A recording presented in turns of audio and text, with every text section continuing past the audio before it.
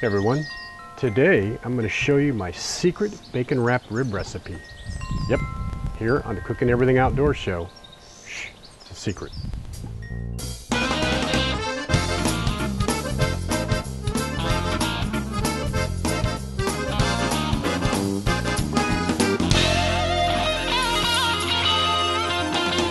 Gary House, the Outdoor Cook, Cooking Everything Outdoors show. I hope you try this at home. So in order to make our secret rib recipe, we have to use a few ingredients, and actually this recipe is quite small and very easy to prepare and will cook in less time than a normal rack of ribs will, which makes it even better for those that are kind of intimidated still about grilling ribs on the barbecue. They just can't get them right, and this is somewhat foolproof, and I think you'd be really surprised how easy all this comes together. We have several ingredients that we use in this recipe. So our first main ingredient is a rack of ribs, and now this is pork ribs and it's a St. Louis cut, which I find works very, very well for this recipe. You could go with a baby back or you can use a full rack, but it's a little harder to work with, and I'll show you why as we get into this. I will be wrapping my ribs in bacon, so any type of medium to thin cut bacon is going to work out really good. Don't get that big thick slab stuff. Tends to be a little too not gritty, but just a little too thick on the ribs. Honey mustard, we'll use this as a binder for our rub that we made. And here I have an all-purpose barbecue rub that I just absolutely love on my pork ribs. And of course, homemade barbecue sauce, can't do without that. Along with grilling our ribs, very slow and low temperature, we're going to be using smoking chips, and I'm going to be using some cherry smoking chips on this recipe. Now our St. Louis cut of ribs here, all I've done so far is I've washed it and pat it dry. And it has little bits of extra meat, flaps of flesh. There's various names for them, but I just don't want on there right now, and it'll affect my ribs as I'm wrapping them. So I'm going to trim some of this up, and it's not that it's bad, and actually we're going to throw it on the grill anyway and cook it up, but it's just more than I need on there because I'm looking for uniform, consistent slices out of my ribs. And here we have this back flap here. I want to remove that. It's optional, of course, but I just don't want it on mine. And this little back strap, whatever it is, actually makes for pretty good eating once you get that membrane off of there. And then I want to remove the membrane. I know a lot of people don't remove the membrane, and in competition cooking and all that, it's absolutely necessary. I prefer to have the membrane off of there, and I've removed this several times in the past videos and shown you how to do that, but I'll just go through it real quick. The one thing that you will need are some paper towels, and you're going to need that to grab that membrane and peel it off. Now, in order to get this membrane off, we're going to grab it with our paper towels, and quite often you can just take this membrane here and just give it a pull, and it'll come right up. Now, if you can't get a piece of that, you can take a butter knife, which works really good, and you can work that under the skin there to get a hold of some of that membrane.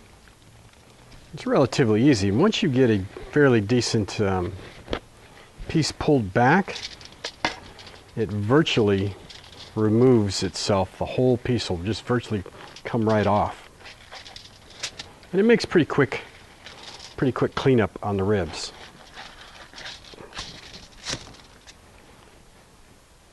Removing that membrane is going to allow the back of the ribs to be exposed to the rub, giving it a little bit of additional flavor. Tends to eliminate some of that chewiness you'll find on the back of ribs. You'll find that it happens in restaurants a lot of times when they don't cook them low and slow. You know, they braise those ribs, they leave the membrane on there, and you get this fall apart piece of rib that has the that membrane on the back. It's kind of chewy, like you know, a shoe leather tongue. So it's kind of nasty, and I like to remove it every time. Now the secret to preparing this recipe is we're going to cut the ribs first. I know that's completely backwards from what you're used to and what you've done in the past. Usually you cook your whole rack and then you cut them or you tear them apart, but we're going to do that first. Now what I'll do is what they do a lot of times in competition cutting, and I have this backside up. The reason I do that is so I can see the ribs a little bit better. But you know, you got a rib and then meat, a rib and meat, rib and meat. You know the routine. So what I'm going to do is I am going to isolate with a sharp knife one of the rib bones.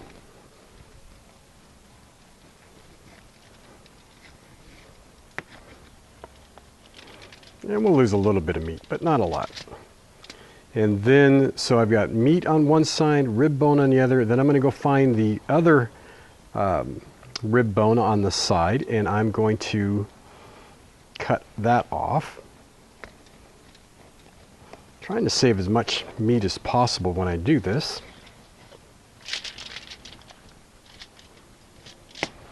And there I have it. So there's our ribette with the bone, the meat on both sides. It's a double cut of rib, and I'm going to do that with every one of these. So this one I just cut off, and I try to go in at a little bit of an angle so that I can work my way around that rib and save as much meat as possible. I don't want any of that to go to waste. So you see how I did that? That bone is just virtually isolated. So I've got meat, bone, and then I'm going to go on the other side. I'm going to come in at an angle. Watch your knife, make sure it doesn't slip, and really make sure it is sharp, because that's the only way you're going to do this. And I'm going to get these huge chunks of meat. One bone, all meat.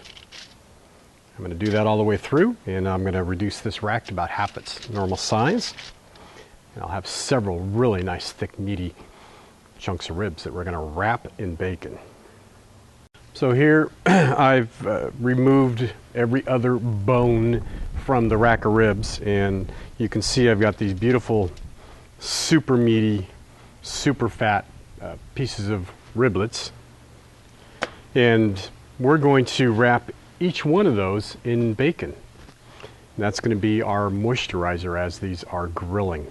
But before I do that, I want to take and put these in a resealable bag, because it makes it a little bit easier to work with.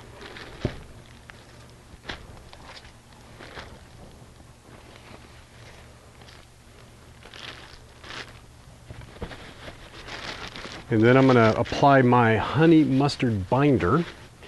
And basically all this is to help the rub that we've made adhere to the ribs. Doesn't give off a lot of flavor. I do find that sometimes I get a little bit of a tang to it. There's probably maybe 2 tablespoons that I used. That may be too much, it may be too less, depending on what your personal preferences are, but that's what we're rolling with today. I'm going to get these all good and coated.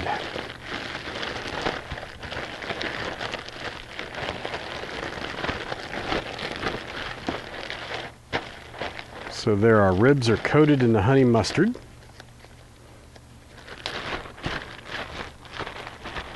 Smells honey mustardy. Now I want to take the rib rub. It's our sweet heat rib rub we made. And I want to give these a good coating. That'll be a good half a cup's going in there. Don't want to be shy on that.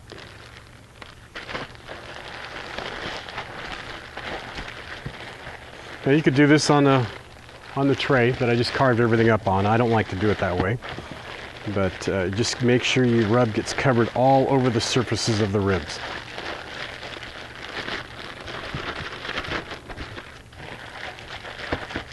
Now these can go back in the fridge for another couple hours to help maybe bind it a little bit better. Let some of those flavors meld into the ribs if you want. I'm not going to do it that long. I'm actually going to get going on this pretty quick in the time that it takes me to preheat my Camp Chef big gas grill. And I just have some regular original size bacon here. I got a fairly decent price on.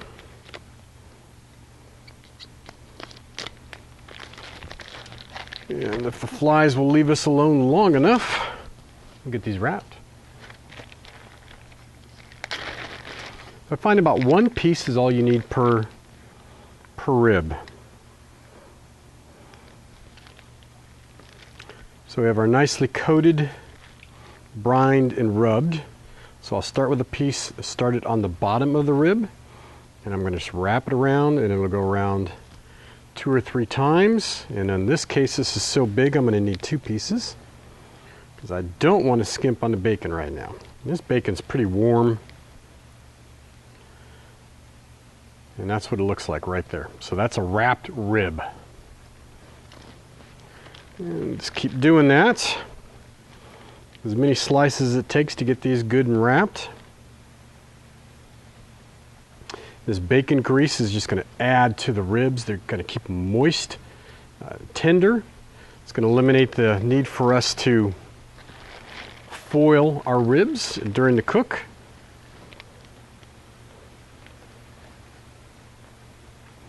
And add some surprisingly delicious additional taste to our ribs. So this rack got me 7. My bacon is cooking in the sun. I got to get these chilled real quick. Back in the fridge for a few minutes, preheat my Camp Chef big gas grill, clean up, and start cooking. So the Camp Chef grill's preheated at this point, and it's really hot in there. Let me show you how I have this set up.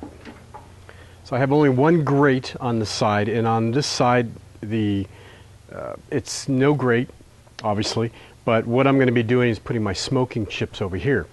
In order to do that and to facilitate cleanup, it's going to take me a nice chunk of aluminum foil, and I'm going to set it down in here without burning myself. So I have no heat on this side, and my heat is on this side on low. I'm going to try to get the temperature down on this as low as I possibly can. So I'm ready to add my ribs now.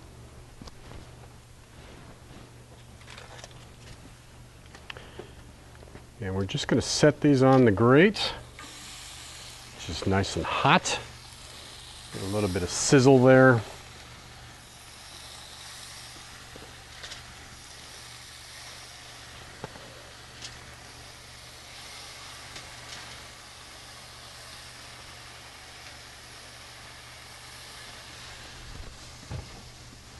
And I'm going to sprinkle a little bit more rub on there.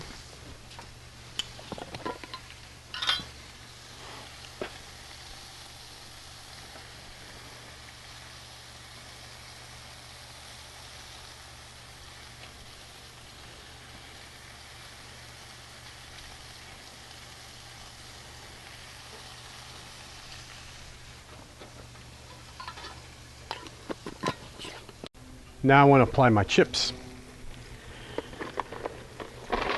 Now these are cherry smoking chips from Best of the West. And as this cooks, those are going to start releasing a bunch of wonderful smoke. Let's close this up and start our cooking process. Ideally, I'm going to be able to keep this under 300. I would love to try to get it around 250 is what I'm shooting for. A little higher than a traditional slow smoke. But we'll see how it goes. So we're into this for about an hour now, and I want to give you a quick peek of how this looks. So we're starting to get some good color, and our chips are smoking really well, adding that flavor into there. They're self-basting, coming along really nice. I'm going to close this back up and keep cooking. We've been able to maintain about 250 degrees, which is just about ideal for what we're doing. So the ribs have been on for about 2 hours and 45 minutes, close to 3 hours now. And they're coming up to temp to about where I want them to be. We're looking for about 185 to 190 with the ribs cut out of a rack. You do need to temp probe them, and just use an instant read thermometer on there. But there's one thing I did forget to do, and with these ribs wrapped in bacon, there's a lot of grease that drips down into the stove, and I forgot to put and show you to put a tray. What that should have been, I cut it halfway through, but basically I just put a little aluminum foil tray underneath my ribs so that the grease would catch and drip into that pan and not fill the bottom of my big gas grill here. And that's what had happened. I got some bacon grease and it dripped down there, and it just kind of pooled, and I was afraid it was going to catch on fire. So I changed out my foil and my chips and cleaned that up and put aluminum catch pan under there, and that worked out just great. The chips are still smoking, so I've been smoking for about 2.5 hours, and for the last 30 to 40 minutes I want to start slapping some sauce on. And so I have my barbecue sauce, homemade, and these ribs are just coming along just fantastic. Their bacon's getting crisp here, and we just want to start adding that other flavor profile to our ribs. It just doesn't get better than this.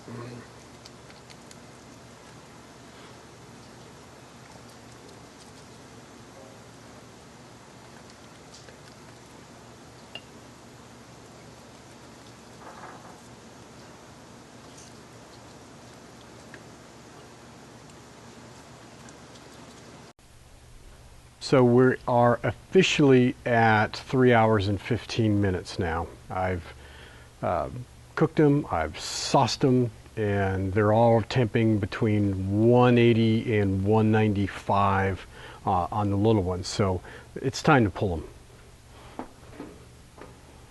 Look at that. That smoke has created this deep, rich color in there. The barbecue sauce is caramelized on there. It's just, and the smell just absolutely decadent. So I want to plate these up.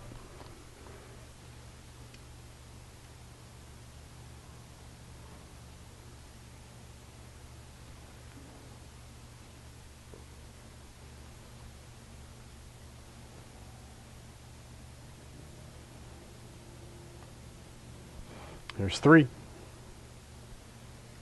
Well, so there you have it, my secret rib recipe, cooked on the Camp Chef Big Gas Grill with some cherry chips, a lot of bacon, some good rub, homemade rub, and homemade barbecue sauce. So I really hope you take a chance and throw this on your grill. I think you're going to be extremely pleased and surprised at how well this cooks. A lot slower, or a lot faster than a full rack of ribs, which makes it nice if you're in a pinch for time. So this is Scary House, me, Cooking Everything Outdoors show. I really hope you enjoyed this. And please take a second to visit my sponsors, Camp Chef at OutdoorCooking.com and IslandGrillstone.com. Without them, none of this would be possible, and I truly appreciate their support, and I want you guys to do the same thing. We'll talk to you next time, but until then, you can find me on Facebook, Twitter, Pinterest, Cooking-Outdoors, I think, is my website, and iTunes and YouTube. Leave a comment. Positive ones are greatly appreciated, and thumbs up and likes everywhere. From me and the flies, we'll see you next time.